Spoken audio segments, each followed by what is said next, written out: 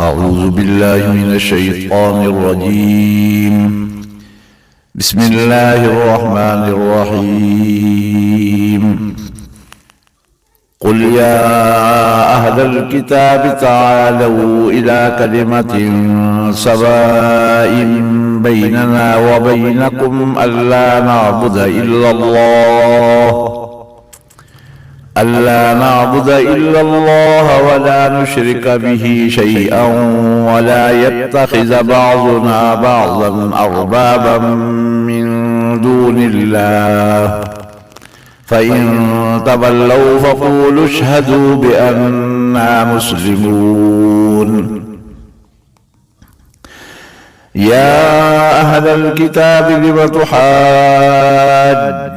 في إبراهيم وما أنزلت التوراة والإنجيل إلا من بعده أفلا تعقلون. ها أنتم هؤلاء حاججتم فيما لكم به علم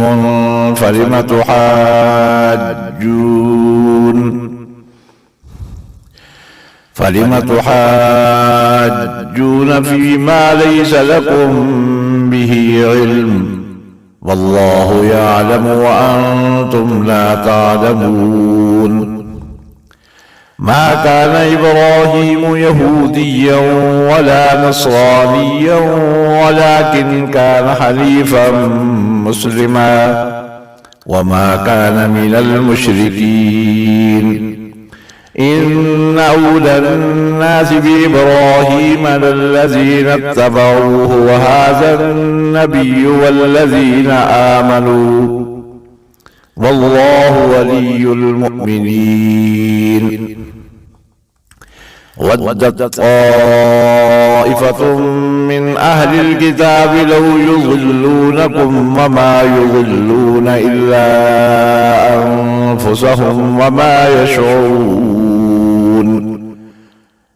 يا أهل الكتاب لم تكفرون بآيات الله وأنتم تشهدون.